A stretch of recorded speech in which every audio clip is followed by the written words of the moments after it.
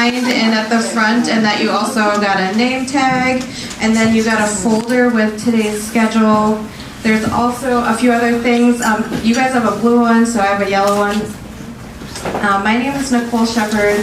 I work with Pastor Park at Camp Center for the last few years as a project manager for Minnesota Department of Health funded project on mental health and suicide prevention and reduction in the Korean Adoptee community. So our event today is one of the projects that's funded by this grant. So one, thank you all for coming. If you have any questions throughout the day, I can help you. Pastor Park, I'll introduce in just a minute, is right here in the front.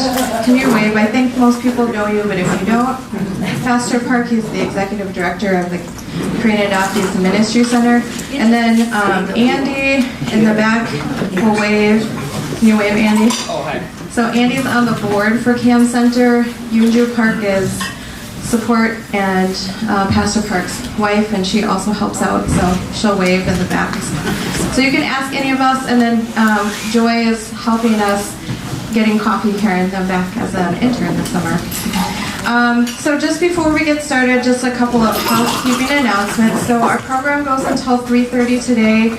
Everything will be in here, all of the sessions. We have planned in 10-minute breaks.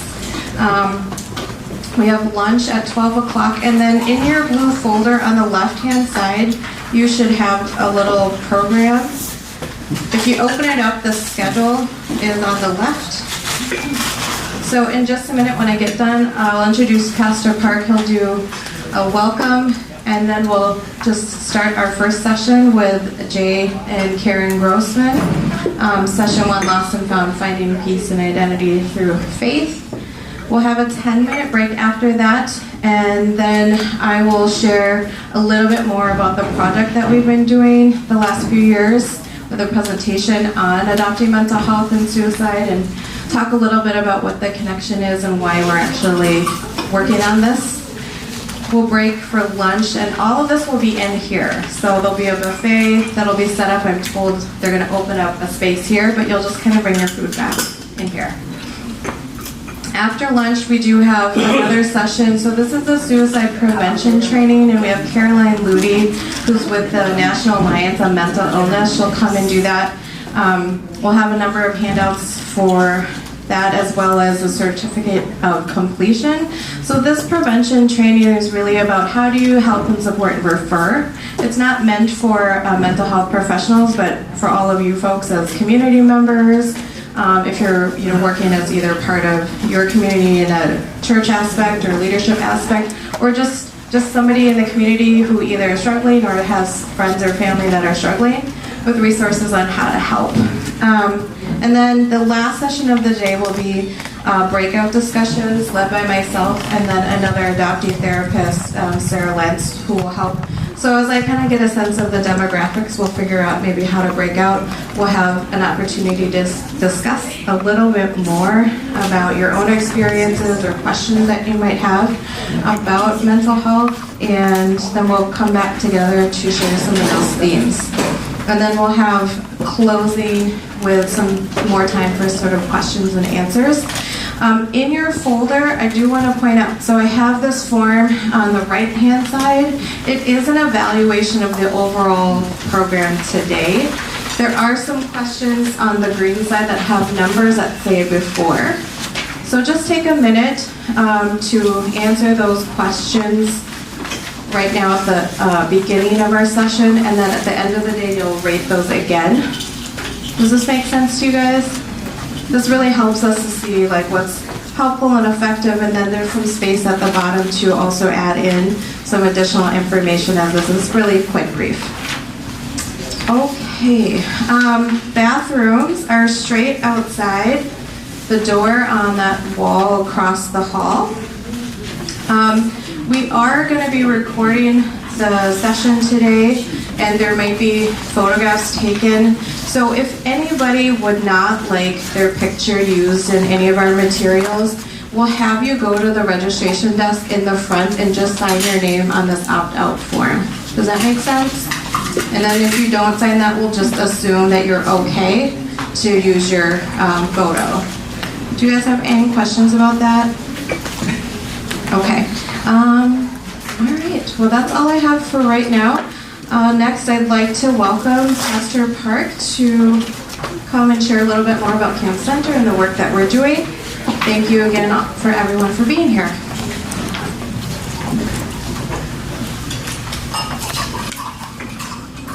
Good morning. Morning. How do you feel? Great. Somebody said, why don't you use your church?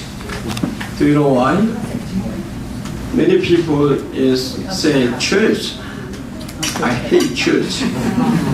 For example, when I started this one 20 years ago, when I say, let's start a Bible study, and 75 people say, no. Why no?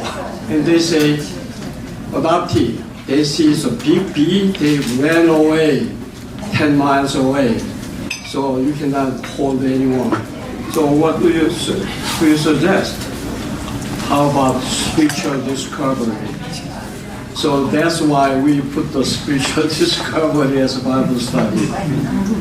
But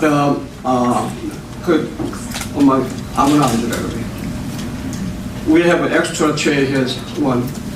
It's a Korean way. We have RSVP, I reserve 25, but always Korean is without RSVP, you can show up. So we welcome. Yes, we're used to that one.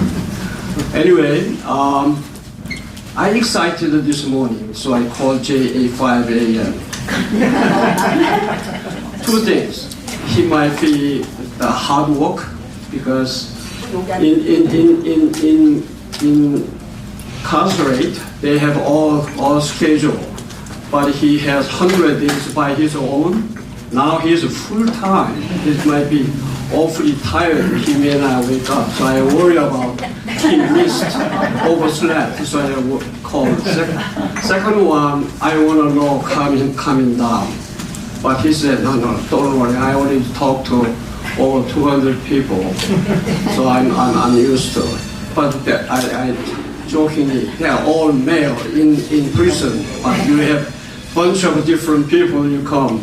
I said, don't worry. So also mom is beside him, he might be, it's okay, right? I'm so excited. Do you know why? 20 years ago, he wrote Lost and Found. So, do you know where is the Lost and Found word come? I read. I'm pastor, so I read. I read the Luke chapter 15. They are long story, but I just have one verse.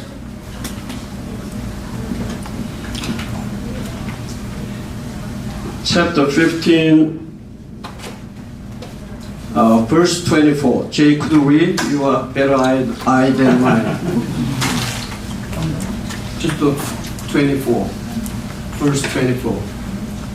Chapter 15, 24 here. Print is really small.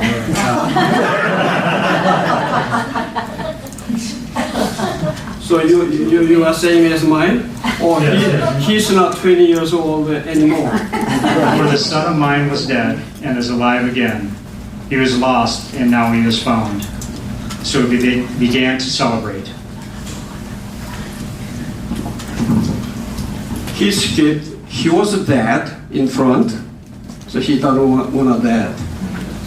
He skipped that one. But in front of what he read, he was dead, now he's alive.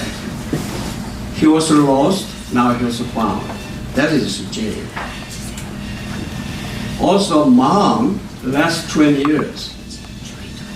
Whenever I visit him the last 20 years, 1 month, monthly or bi-monthly, he always says, my mom came last week.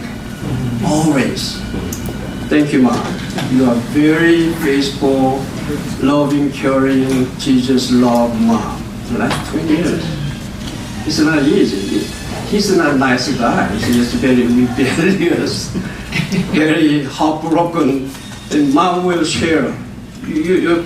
honestly share bad things, what his childhood, as much as you can. That's the way he can spotlight everyone. I heard many bad things what he told me. I won't share, but long story short, he was dead, now he was alive. He was lost, now he's found. There are many people like in Bible. I hope Jay is second Joseph, second Daniel in Bible. He's 27 years incarcerated, 20 years in training. It's longer than Joseph. Joseph is not 20 years. But he trained 20 years. Where's less? Stand up, please. Stand up? Yeah, please stand up. He is mentor prison fellowship. Oversee him every week. Where's Tom? Pastor Tom didn't come? No. Another pastor prison fellowship because he is the one of the best students in prison fellowship.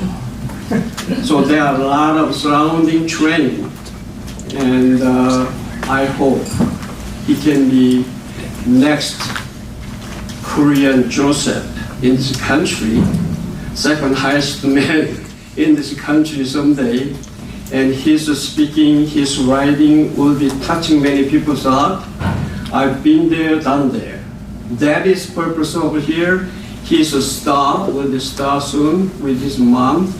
You live longer like John Maccain's mother. You know, she's 107 years old. When she was over 9 years old, went to London, tried to rent a car.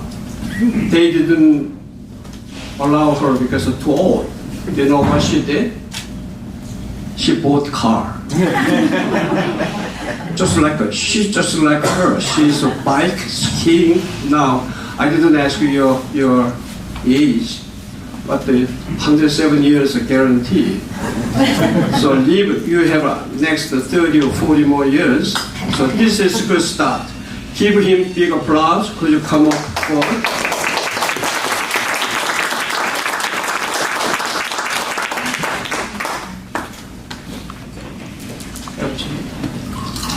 This is one microphone wireless. Don't fight. So share. So who will speak first? Ma or Jay? He's the one of us. Yep.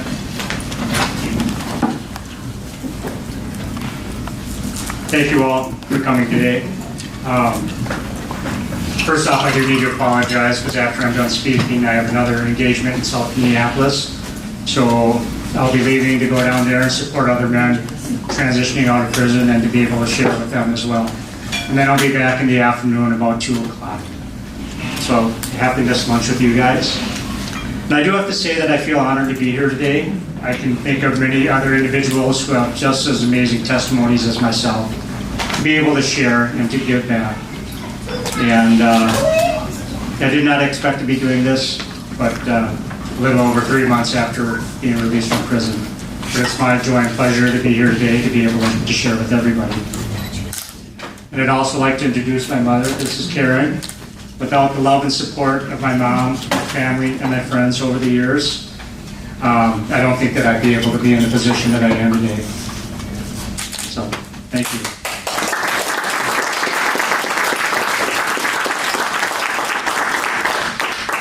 So just let me introduce myself. My name is Jay, and I do have to say that being here in front of an audience is giving my testimony is not my most natural ability. As Pastor Park had said, I have given testimonies before and shared. The largest crowd was in a bunch of approximately 200, 250 men in prison. Don't know how exactly they enjoyed it, but they couldn't leave, so it was a captive audience. So if anxiety kicks in and things start going bad, I'm just going to revert back to my natural comfort zone abilities of eating pizza and taking a nap. So with that, a little bit about myself. I grew up mostly in rural Minnesota. As a young adult, I lived in the suburbs of downtown Minneapolis and St. Paul. And I like to say my childhood was generally happy and good going. I'm fourth in the line of 5 siblings, and I'm the only adoptee. I engaged socially with others in school. I enjoyed going there to be around others, and it was definitely not because of the homework that we got. So, I was a typical product of the teenage social environment at that time.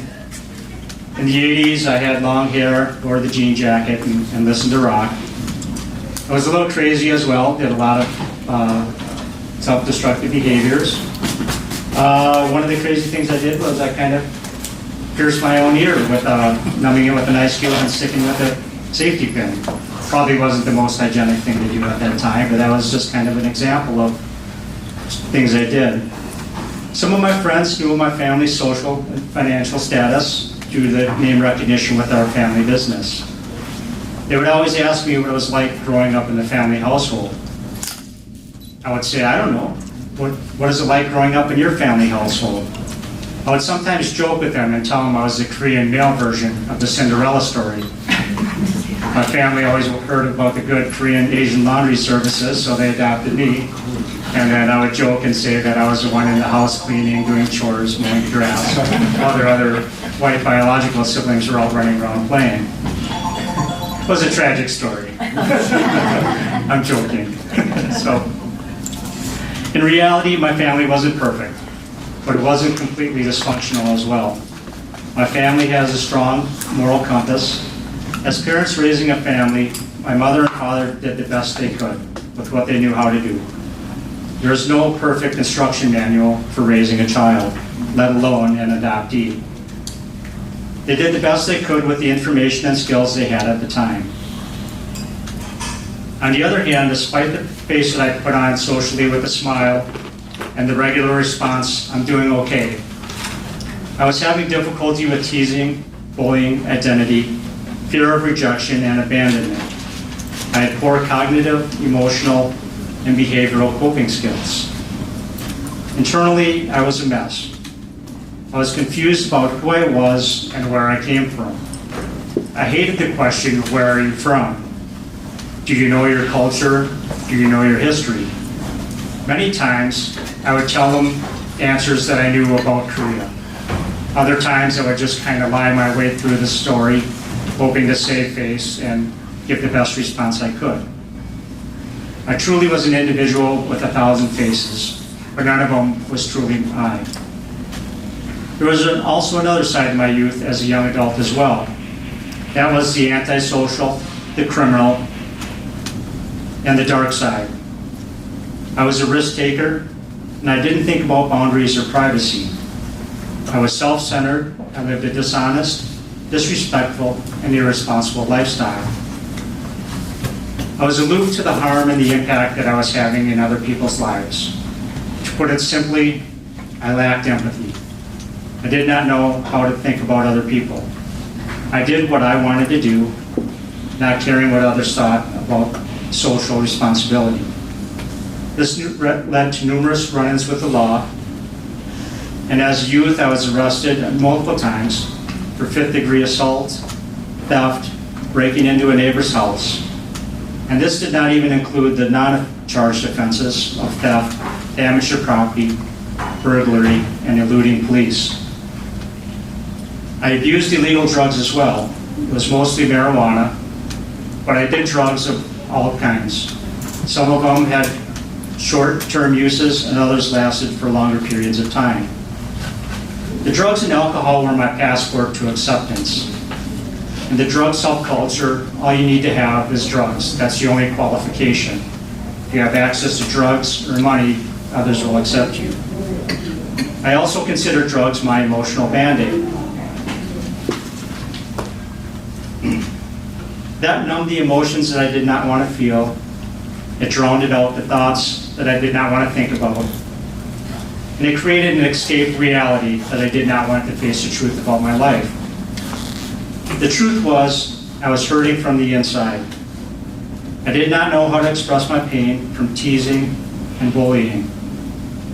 I was hurting and I was sad. But I did not know how to set boundaries for others and tell them to stop teasing or to stop hurting me. Many times I would sacrifice my own health, safety, and welfare just to quote unquote prove that I was able to be accepted, that I was worth being accepted among other peers. I was more focused on being liked than to realize that others were laughing at me and not with me. As a young adult, I had maladaptive behaviors and negative thinking that continued to fuel my insecurity and uncertainty about life. With unchecked entitlement issues, I committed crimes, and I was in and out of jail for short periods of time.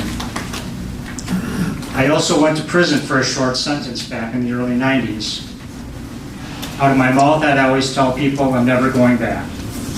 But internally, I was thinking other things. I was falling further and further away from the healthy social support and falling further into the criminal lifestyle. At one time, I became homeless.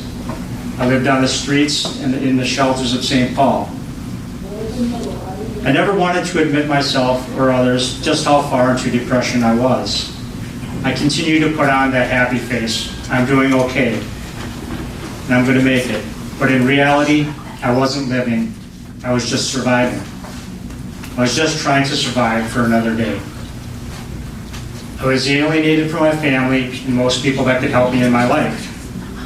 I was alone, I was distraught, and I was depressed. I thought regularly about suicide, and then I made an attempt at it. In December, middle of December, I sat along the Mississippi River in St. Paul. I was drinking, I became heavily intoxicated, and I thought to myself, quick prayer to God, Lord, just let me go peacefully into the night.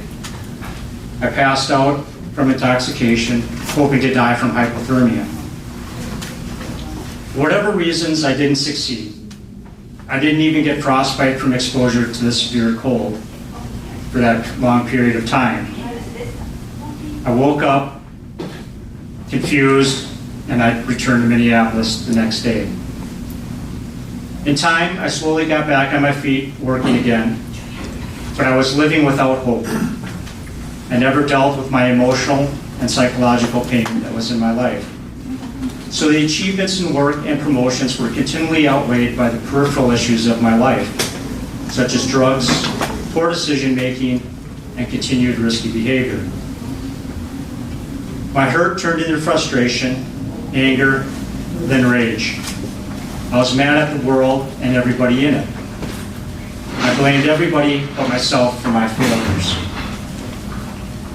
In November of 1998, I made a poor choice in life that I'm not very proud of. To make a long story short, and not to relitigate the offense, I committed a crime and was sentenced to 30 years in prison. In Minnesota, a person serves 2/3 of their time incarcerated and 1/3 of their sentence on supervised release, or otherwise known as parole. So prior to that, in November of 1998, while awaiting trial, I went into a deep depression once again. I was alienated from my family and had no one to lean on for support. I had burned all the bridges in my life as I had tried wolf one too many times. And anyone that knew me probably didn't want to come to my aid, so I thought. Day after day and night after night, I would lay into bed in my cell. I'd stare at the walls and let the suicide thoughts ruminate through my head once again. I did not know what to do or who to call. Everything that I owned was in an apartment that I was never going back to. I knew that I was going to be incarcerated for a long time. I had made my bed a crime and punishment, and now I was sleeping in it. For some reason, I decided to write a Korean church for revival. I thought this was my last shot at manipulating others or just getting something for personal gain. Why I decided to write the Korean church, I'm not sure. I could have easily asked the chaplain at the religious service center in the jail. They have hundreds of Bibles for free. But yet, something inspired me and to write the Korean church. More months had passed, and then one day I was called to the interview room. I thought it was just another attorney and investigator or court services wanting to interview me prior to my trial. To my surprise, it was an elder from the Korean church. We had our first spiritual council session. And on April 11th, 1999, I was presented the Bible that I was requested many months earlier that I had totally forgot about. The spiritual counseling session had created a new spark for life. I didn't instantly do a 180-degree turn, but there was a new light shining in my dark life. I slowly began to read the Bible. I recognized many of the stories from childhood Sunday school, but I did not know how to understand them in a biblical sense. Then I came to the book of Ecclesiastes, chapter 3. For everything there is a season, and a time for every matter under heaven. For some reason, this was part of the answer that I was looking for. Answers to the question why me, and why now? And why this? I guess this was my season. And as seasons change, so can I. Once I arrived in prison, I put the Bible down and began giving my own life again. I wanted to be back in the driver's seat. My internal log told me, God doesn't know how to live in prison. My pastor doesn't know how to live in prison, but I do, because I've been there before. This thinking kept me in and out of segregation for the better part of the first 6 years. During these years, I did continue with my spiritual counsel, but it hadn't fully settled in yet. And one day in December of 2005, I was sitting in segregation for assaulting another inmate. I thought to myself about everything that was being told in my spiritual counseling sessions, and how I needed to let God be back in the driver's seat. So I prayed. I prayed and I asked God for help. I asked Him, Lord, I cannot do this anymore. I cannot live my life this way anymore. I need your grace, your mercy, and your forgiveness. And I need your light to lead me. From that day forward, I had a different attitude, a different walk, and a different outlook on life. I had hope. I wanted to learn why I made the decisions in life that I had made. So I returned to college and earned my bachelor's degree in psychology. I took a look at my life and realized for the most part that it came down to my thinking. How my thoughts led me to make the behavioral decisions in life that I chose to do. I told myself, if I can change my thinking, again, I can change my life. I worked hard at replacing the broken message that I had in my head. I began to rewrite the internal dialogue that I had with myself every day. Instead of being mad at the world and blaming, I took accountability and accepted it was my choice of thinking and my behaviors that put me in this place. Not the police, not the judge, or not outside influences.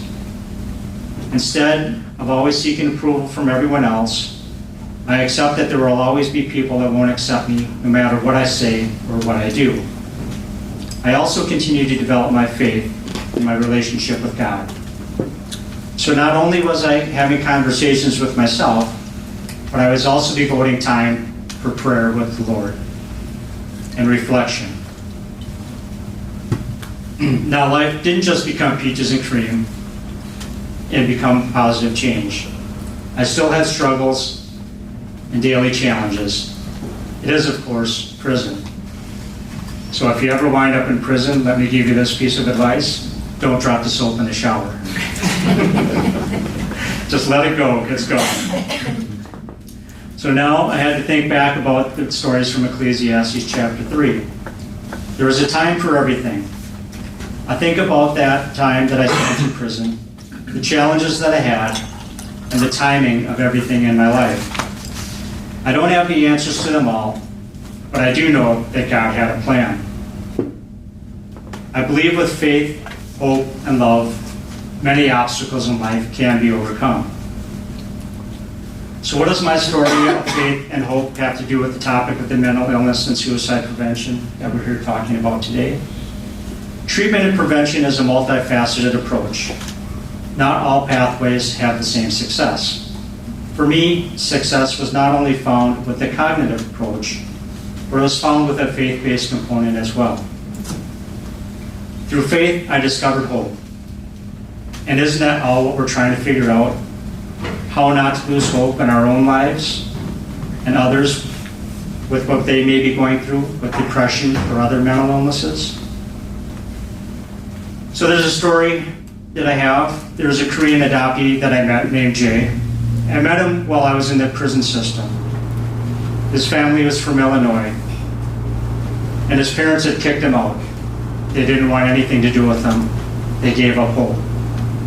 He joined a traveling carnival and he wound up in Duluth, Minnesota.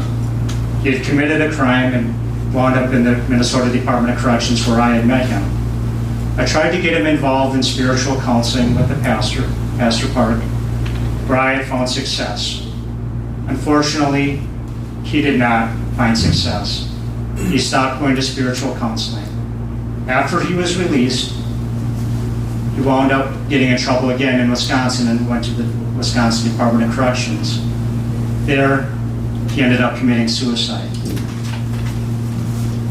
And I can't help but think of myself, what happened if his parents never gave up hope? What if they continued to have faith and continued to reach out to him during his time in prison when he was all alone and nobody else was there? So to wrap things up, I like to use a lot of sports analogies. They're always great. Think back a couple of years ago when the Minnesota Vikings were in the playoffs against New Orleans Saints, and they were down, and time was running out. As the crowd began to leave the stadium, they gave up. They thought that the team wasn't going to win. But as we know what happened next, Minnesota got the ball back, and they threw a miraculous pass, and we scored a touchdown. That was known as the Minnesota Miracle. And I kept thinking to myself how the fans in the stadium felt. They didn't give up hope. They stayed, and they saw the win. And that situation is no different than any one of us. When we give up faith, we give up hope. We quit. We lose the game. And I almost did. I lost faith and I hope, and I wanted to end my life on different occasions. But others did not. They kept the faith and the hope alive that someday I would pick myself up and get life together again. I'm here today because they did not lose hope for me. So don't ever give up hope on somebody. If you think that you know that somebody is having trouble with mental health or behavioral issues, as irritating, as difficult as it can be, as long as they are breathing, there is hope. Stay in the game with faith and hope. With my background, it would have been easy for them to give up hope on me, as many people have in my life. And you know what? They're not around here to see the comeback, to see the win. So I thank you.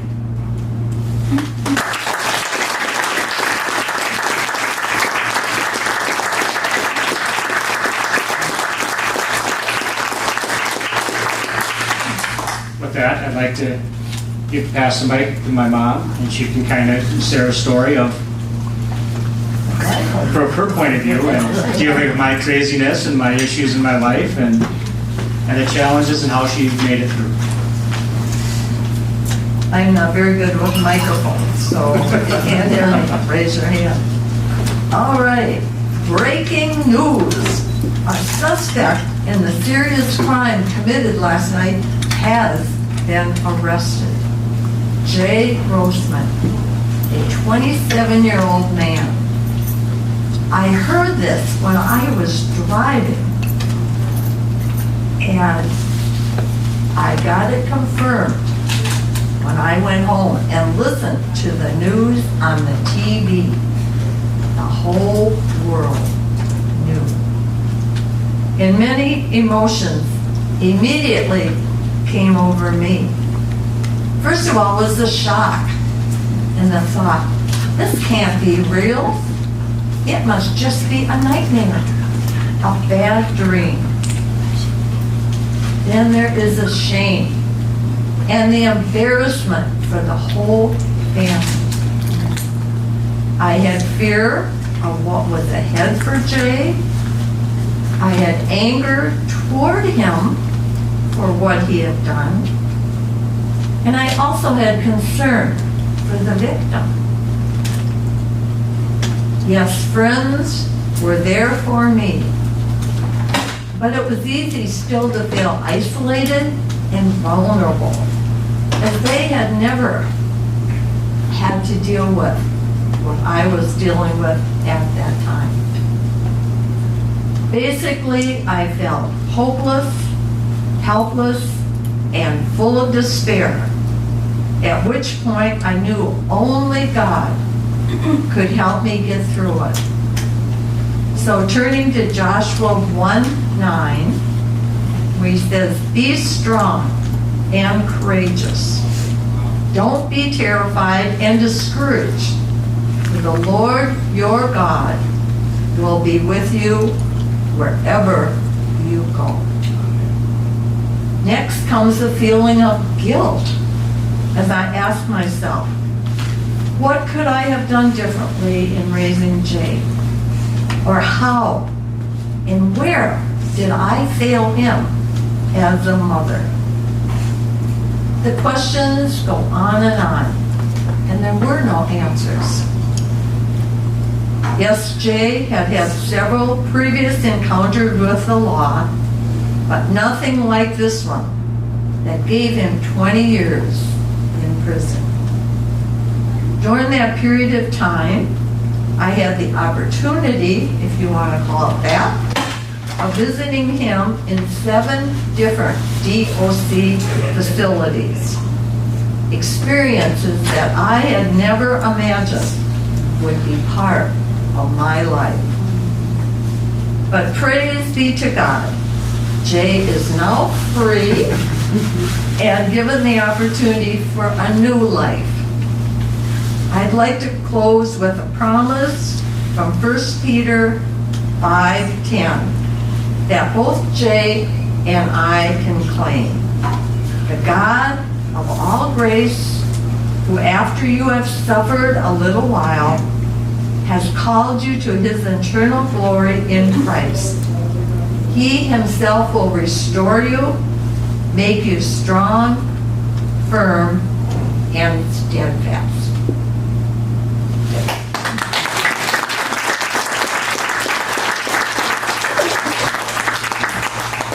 Thank you for listening to our stories this morning.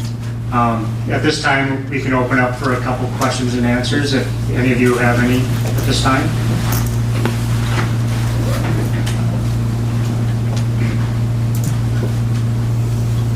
Joan? How did it feel coming out of prison? Were you frightened and overwhelmed? I wasn't necessarily frightened and overwhelmed. The best way to explain the analogy is if somebody goes deep sea diving, it's easy to go down really fast to the depths. Your body adapts to the pressures and the stress of the environment. But coming back up, you have to take that slowly. If you come up too quickly, you develop the bends, and they can cause life and physiologically damaging experience and even death. Coming out of prison was generally the same way. It took time. It wasn't a quick adaptation. I needed that time to just sit there and decompress, to let the stress of prison kind of wash away. Because you really don't realize how much stress you build up from the anxiety, just the environment itself. Because it is a challenging environment. You think of all the idiots that you knew in high school, and then you put them all into one place. It's not the most enjoyable place to be, but you can find personal strength. And it does take time. You're not going to try and rush back into work right away. It takes time to adapt. So with your time in your life now, I guess what are you doing to fill that? What are your interests, projects, or whatever, passions? Yeah. Well, putting together, nearly 5 decades of life experience, growing up as an adoptee, having behavioral, emotional challenges, psychological challenges, and even criminal challenges going through the criminal justice system, earning my degree in psychology. With that opportunity, while I was in the Department of Corrections, I had the opportunity to give back to the men in prison. I worked as a special needs mentor for men with serious and persistent mental illnesses, people with physical disabilities, and to be able to support them. I also worked as a tutor in the education department, helping men get their high school diplomas, get their GEDs. So my personal desire is to continue in that realm, to work generally in nonprofits, to be able to give back, and be able to use my education experience in the speaking engagement environment. Currently, I do what I can to share it when I can. But just to continue forward, to move, and to be able to share testimony that no matter what challenges that you have in life, no matter what obstacles, you need to find perseverance and persistence to continue moving forward. I was just curious, you had said that there were no answers, and I was just wondering if you still feel that way, like looking back, like was there anything that you could identify, I guess, that was missing in your life, or like what changed you that yeah. I think so. Just the situation of Jay and the family. He was the 4th of 5, had a younger brother who was about 13 months younger than him. And just that whole kind of thing of maybe not feeling like part of the family when you're the only adoptee. You look different from your brothers and sisters, and even as a parent, I didn't see him that way, but I'm sure others probably did, or I would have the 2 babies and one in a backpack and one in my arms, and you'd go to the grocery store and people would sort of take a double look at you, like, as such. And it's like any of us, when we look back, we would probably do things differently.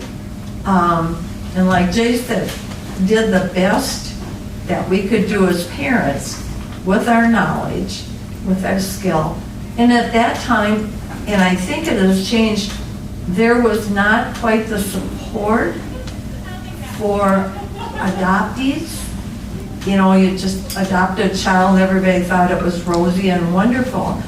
And the first time in one of the publications from the adoption agency, a lady from Kansas wrote and said, we only hear about all the rosy stories. Let me tell you mine. And right away I connected to that woman, and I wrote to her and I said, yes. I said, I'm so glad you did that, because there are other sides to the story. And you would do things differently, and then you think, okay, how might that have turned out? You always get smarter when you look back. You want to keep going forward. So, I know if that answers it, but, I'm just curious, you wrote a book called Lost and Found, correct? That was your book that you wrote? It wasn't a book, it was when I was in jail in 1999, after I had met Pastor Park. Stephen Winrow from the Korean Quarterly had sent me a Korean Quarterly with the topic of rage. And I had wrote him a short letter, I shouldn't say short, but it was a letter thanking him for the opportunity to present me with that Korean Quarterly newspaper and how I related with the story with rage. And I had titled that letter to the editor, Lost and Found. I wasn't expecting it to be printed in the Korean Quarterly, but yeah, he shared that with everybody, I and think it's part of your file. It's What- copy. That's Yeah. specific. Okay. Yeah. That is Thank the you for clarifying. 1999 July summer issue. I guess. yeah, it was the summer fall issue. Yeah. 1999. Jay, that'd be a good idea to write a book. Pastor Park has encouraged me to do that numerous times. I think it's Karen has the foundation, so she might support him full-time writer instead of the labor blue-collar labor job. Just write a book, then maybe you're the good investment, return on investment. Think about that. Investing in her son once again. I think the reason why it's a good idea is because you reflect on your life and then how that can be used mightily for other people who go through the same struggles. And I just talked to you about it. You don't know why you're going through that, but maybe God is touching you to help other people. Yeah, thank you. Yeah. Introduce yourself whenever you talk. Oh yeah, my name is Peter Wang. I'm one of the elders of Korean Presbyterian Church, and I'm also the 22. I heard about your story. And also, I'm also helped out at Father's School. And so that I also give my testimony when I go to Father's School, and I had a difficult childhood. And when I reflect back, and I was always wondering, why did I have so much difficulties when I was young? And that's what God, and I have a mission, which is God put me in difficult situations to use you. You don't know at the time why you're going through that. But as I'm reflecting, keep giving testimony, I realize this is how God made me. And God put you in that situation to make you an example and give you a testimony to raise God up. I've thought of that many times, as I read through the Bible, and you think of all the different passages that we relate to. And I think of Jeremiah 29:11, where he has a plan for you. He has a plan for, to give me hope and a future. And it's also related back to Ecclesiastes, where there's a time for everything. A time to laugh, a time to cry, a time to plant the seed, a time to reap it. So I didn't always know why things were happening in my life, but as time goes on and life moves forward, I find that clarity when I look back and look at all the different events that happened in my life and how God may have had a plan in these activities going on and how they're coming forth. Thank you, Elder Wang. I encouraged him while he was incarcerated, keep pushing him to write his testimonies. He's a good writer. As you see, 1999 Lost and Found in Korean Quarterly in your file. He's a good writer. Everybody said that's proof. And he said it's diving, you deep water down fast, and then when you come up, it's just slowly come up, you come up so fast that you die, something like that. Where do you get that scientific proof? That exactly. He's not totally free man yet. He's released on parole, 30-year sentence. 20 years he served as exemplary incarcerated prisoners. That's why he released. His crime, the index, the test result, 0.6%, is almost free, sound, healthy person. But he's on parole next to 10 years.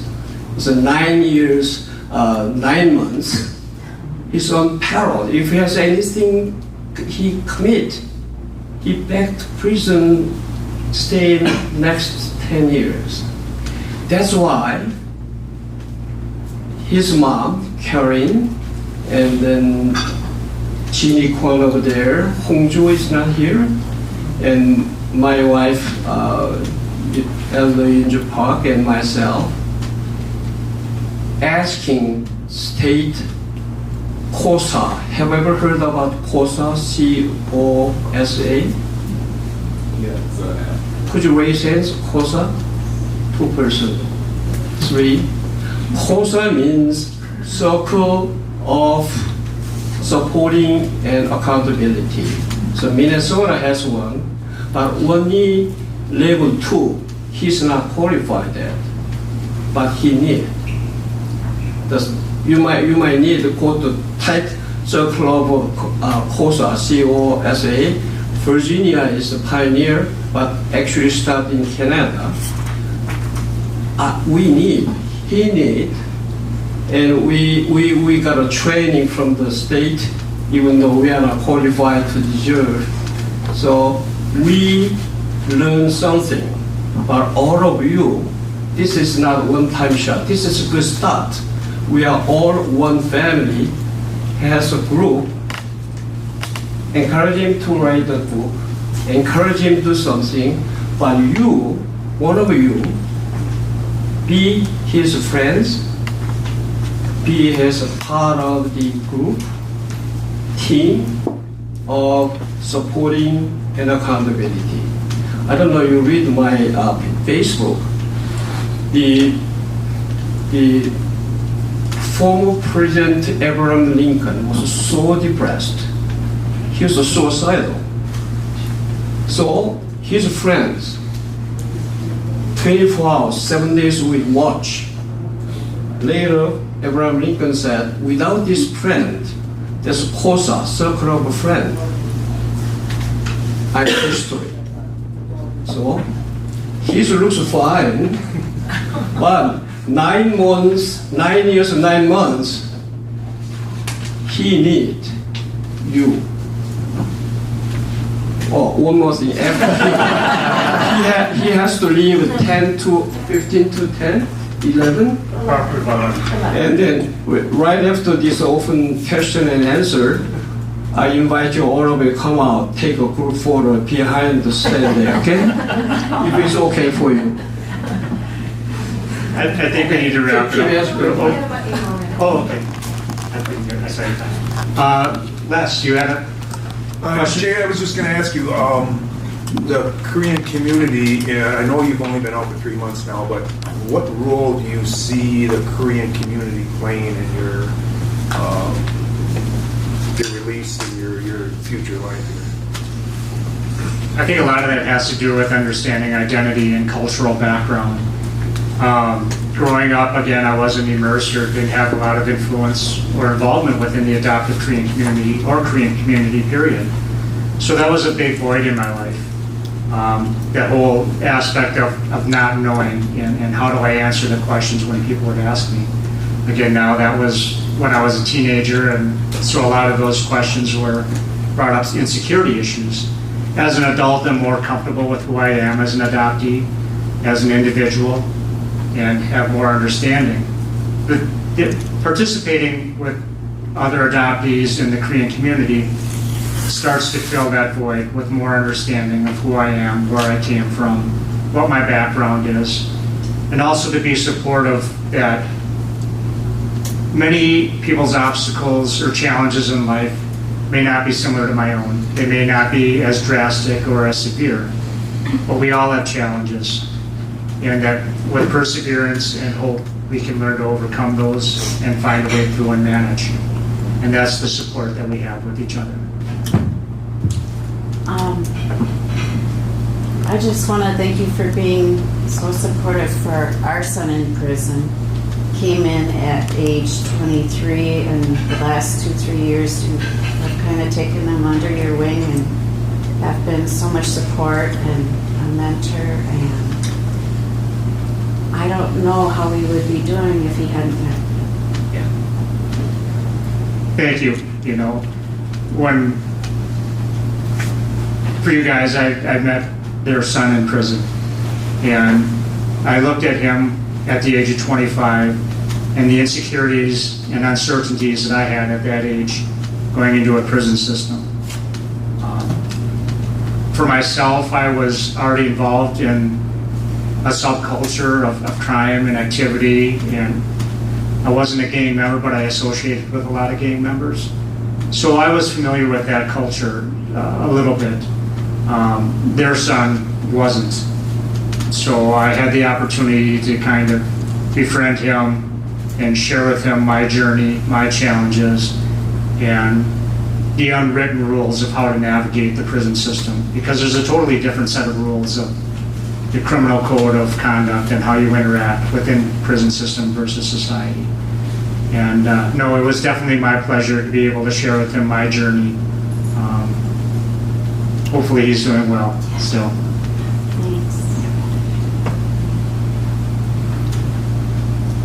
Thanks.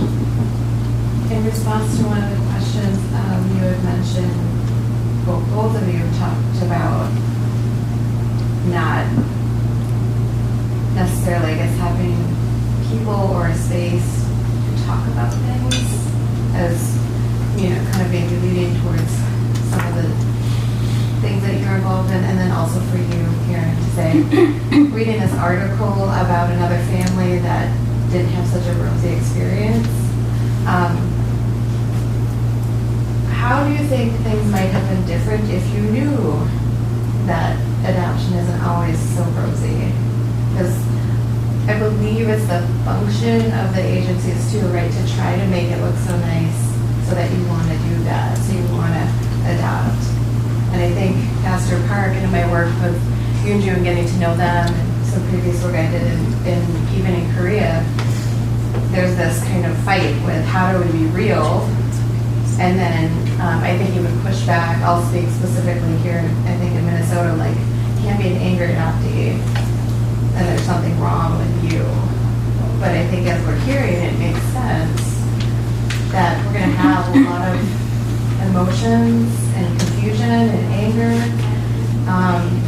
But I guess my question is, had you known more less rosy stories, or even for you, Jay, to have space to, in a sense, normalize some of the confusion, how do you think that might have helped you? Make sense? Or Yeah. does that question make sense? Well, I think part of it, as far as I was concerned, you have an adoptee in your family and you just sort of make them part of your family rather than looking at their need to connect with people of their life background. And so I think, at fault, we were all on the even playing field, but not really. I know at one point I asked him, and I didn't even know how old you are, if he wanted to go to the Korean camp. And at that time, he was going to the church camp and stuff. And, he said he wasn't interested.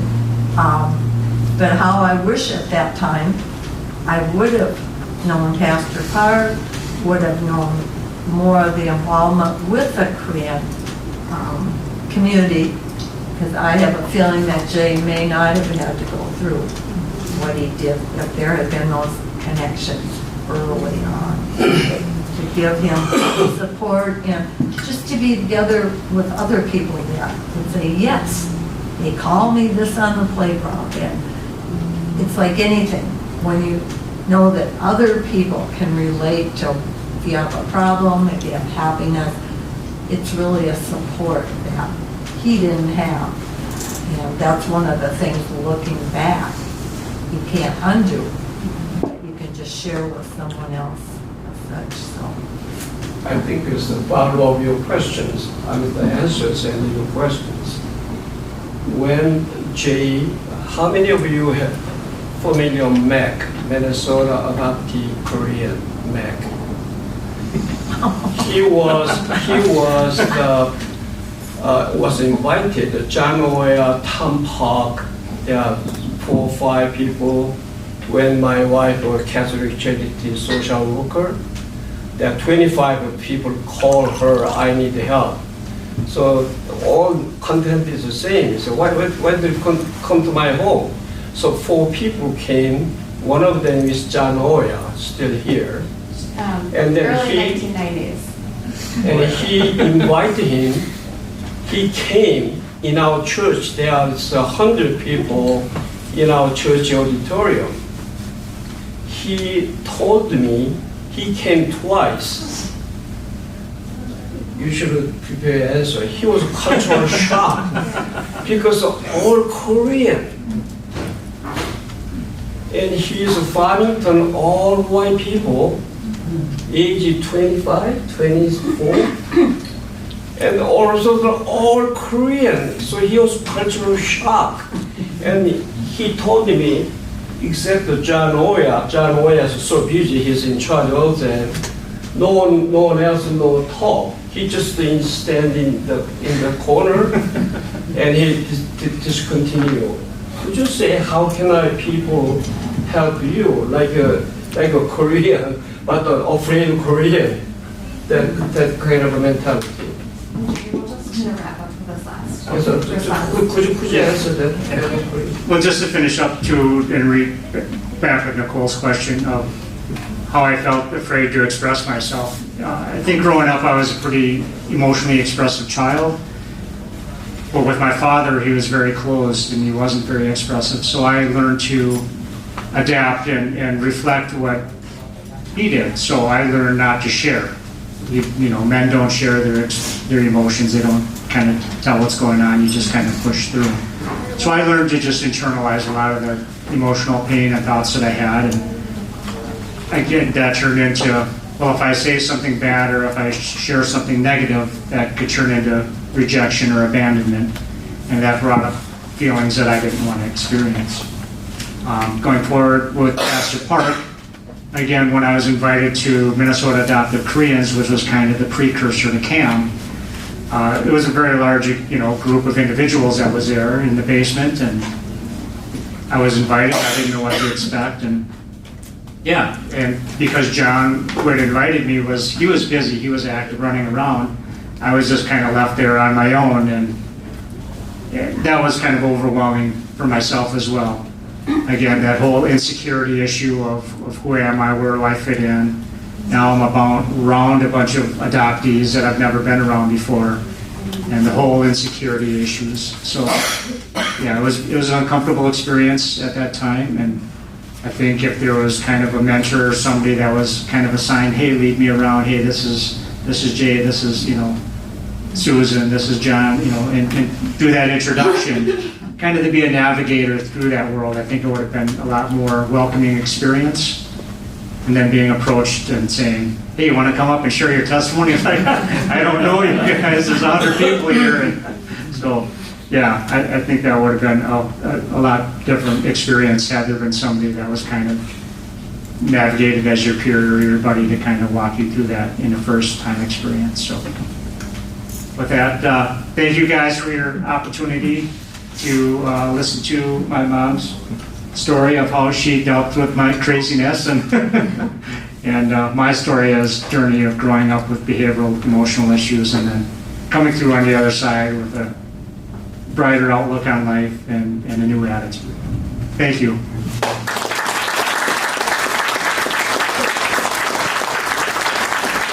Okay.